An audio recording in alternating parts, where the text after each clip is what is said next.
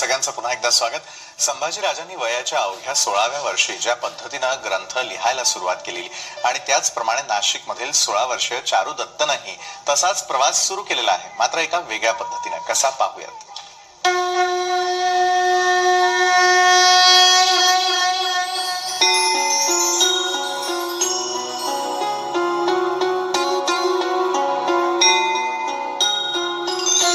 एक घर जिथे अभंग राहतात, एक घर जिथे वेद सर्वत्र दिसतात, एक घर जिथे ज्ञानोबा तुकोबांच्या ओव्या राहतात, एक घर जिथे अभंगांच्या भिंती आहेत, एक घर जिथे ओव्यांचं छत आहे.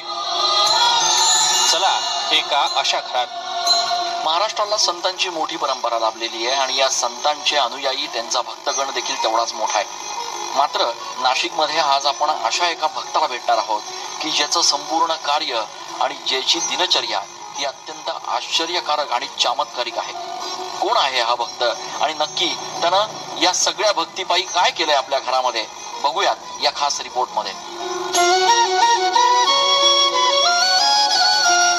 नाशिकमध्ये राहणाऱ्या थोरात कुटुंबाचं हे घर. या घराच्या भिंती, दरवाजे, स्वयंपाकघर, बेडरूम हे वेदांनी आणि मंत्रांनी भरून गेलंय. या घरात राहणारा 16 वर्षांचा चारू दत्त याला एक दैवी चमत्कारच म्हणावा लागेल. वयाच्या 10व्या वर्षांपासून तो फक्त लिहितो आणि लिहितोच आहे. असंख्य अवघड आणि सर्वसामान्यांच्या समजण्या पलीकडचे श्लोक, संतांची वचनं, ओव्या, अभंग, धर्मग्रंथ.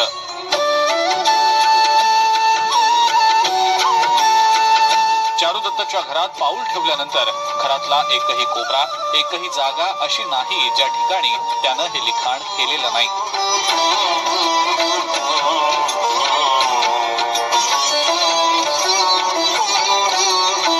नाशिकमध्ये राहणाऱ्या आणि इयत्ता 10वी इतक्यात पास झालेल्या चारुदत्त थोरात याच्या घरात आपण प्रवेश केल्यानंतर जो काही नजारा आणि जे काही दृश्य आपल्याला बघायला मिळतं ते निव्वळ चमत्कारिक असंच म्हणावं लागेल.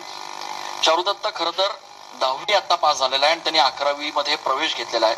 मात्र त्यांचं संपूर्ण घर हे जणू एखाद्या वेदाचं भांडारच झालंय, असं परिस्थिती आणि असं चित्र या घरामध्ये आल्यानंतर बघायला मिळतं. घरांच्या भिंतीवर, पंख्यावर, घड्याळावर, स्वयंपाकघरातल्या ओट्यावर, भांड्यांवर, कपाटावर, खिडक्यांवर जिथे जिथे म्हणून जागा दिसेल तिथे 16 वर्षांच्या या चारू दत्तनं मोठ्या साधू महंतांना देखील जमणार नाही असे ज्ञानेश्वरीतले पाठ लिहून ठेवले आहेत. लहानपणापासूनच चारू दत्त हुशार आणि इतरांपेक्षा वेगळा आहे. मित्र होते, मात्र त्याचं मन हे वेगळीकडेच होतं. त्याला लहानपणापासूनच अभंग, कीर्तन, देवासंतांच्या गोष्टी ऐकायला आवडत असत. मात्र जसा चारुदत्त मोठा होत होता तसतसा त्याच्यातल्या प्रगल्भतेचा अनुभव घरच्या लोकांना येत गेला. ज्या वयात मुलं कॉलेजच्या कट्ट्यावर बसून मजा करत असतात त्याच वयात चारुदत्त वेगवेगळ्या विषयांवरचे धर्मग्रंथ लिहितो आहे.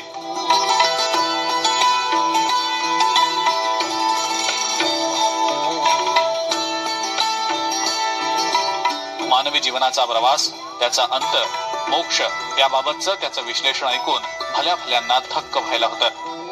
एवढ्या लहान वयात त्याला हे अगाध ज्ञान कसं प्राप्त झालं याचं कोडं न सुटणार असल्याचं त्याचे आई वडील देखील सांगतात.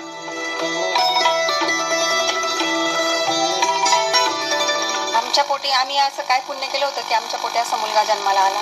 आम्ही तर त्याला अगदी म्हणजे त्याची सेवा नाही तर ही साक्षात विष्णूची, देवाची सेवा आहे. त्याचं अगदी म्हणजे खाण्यापासून तर अगदी छोट्या छोट्या गोष्टी सुद्धा म्हणजे एका कृष्णाच्या जशा खोळी होत्या तशा त्या, जसं यशोदा मैयाला कृष्णाची जसं म्हणजे अनुभव आलेला आहे तसा मला येतो. चारू दत्ताचं लिखाण हे गेल्या 2 ते 3 वर्षापासून या ठिकाणी घरात चालू आहे. त्याचा अभ्यास पाहता हे संतांप्रमाणे त्याचं हे लिखाण झाले. त्याचं कोणत्याही प्रकारचा ग्रंथ न वाचता आणि कोणत्या प्रकारचा संस्कृत या विषयाचा अभ्यास नसताना त्याने जे लिखाण केलेलं आहे ते वेदांमध्ये, ब्रह्मवेद, जीवनवेद या प्रकारच्या वेदांमध्ये त्याचं लिखाण होत आहे आणि सातत्याने चालू आहे. चारू दत्तच्या आई वडिलांचे अनुभव थक्क करून टाकणारे आहेत. एकदा समाधी अवस्थेत लिहिण्यासाठी बसलेला चारुदत्त तब्बल 12 ते 15 तास सलग लिहितच असतो. अनेकदा मध्यरात्री बंगाली, कन्नड तसंच इतर भाषांमध्ये अस्खलित संतांच्या ओव्याही म्हणतो. अनेकदा तर मध्यरात्री उठून लिखाणही करतो. विशेष म्हणजे एवढं सारं लेखन करून देखील चारुदत्तला 10वीत 80% मार्क्स मिळाले आहेत.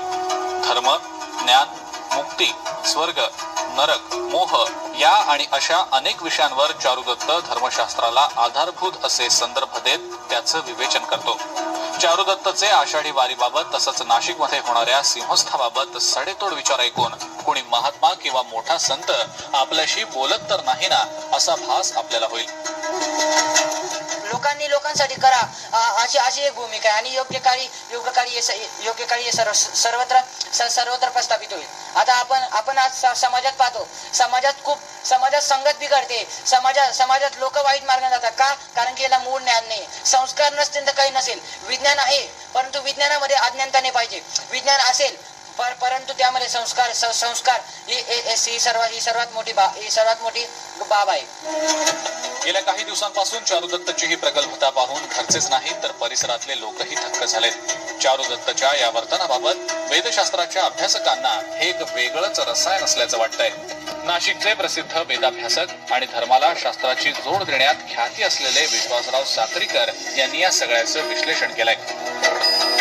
हे जो तो मुलगा लिहितो आहे हे मनाने लिहित नाहीये, हा कॉन्शियस कॉस्मिकने लिहितो आहे. कारण तो जे अभंग लिहितो, जे काय त्याला सुचतं, ब्रह्मांडाच्या विविध यंत्र लिहितो, आकृत्या काढतो, हे सगळंच्या सगळं कॉस्मिक कॉन्शियसशी संबंधित असलेली गोष्ट आहे. आणि कॉस्मिक कॉन्शियस जो आहे हा प्रकाशाच्या वेगाने कुठेही जाऊ शकतो असं आपण म्हणू शकू.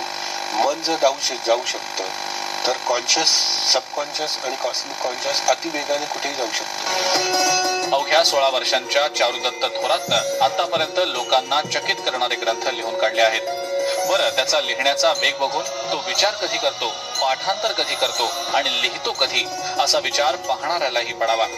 चारुदत्तनं आतापर्यंत सकलामृत ग्रंथ, सुमनामृत ग्रंथ, अशोकामृत ग्रंथ, जीवनवेद ग्रंथ, व्यथा ग्रंथ, चिंतन ग्रंथ, ब्रह्मवेद ग्रंथ, दत्तात्रय ग्रंथ आदी ग्रंथ लिहून काढले आहेत.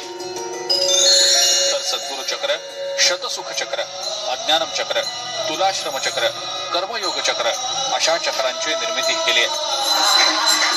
त्यामुळे चारुदत्तच्या या सगळ्या गोष्टींना चमत्कार म्हणावा का असा प्रश्न पडल्याशिवाय राहत नाही.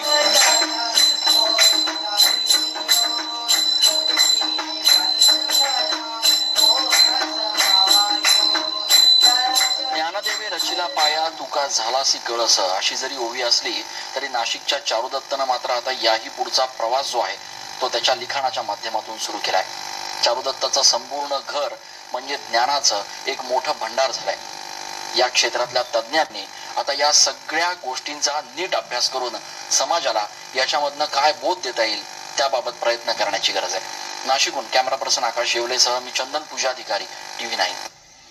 तर आमचा स्पेशल रिपोर्ट पाहिल्यानंतर आपल्याही लक्षात आलेलं असेल की चारू आकाशा एवढा हा या आम्ही कार्यक्रमाला नाव देण्यामागचं खरं कारण काय, त्याच्याशी देखील बातचीत करणार आहोत. त्याचबरोबर मुकुंद जे आपल्या बरोबर देखील बातचीत करणार आहोत एका छोट्याशा ब्रेक नंतर.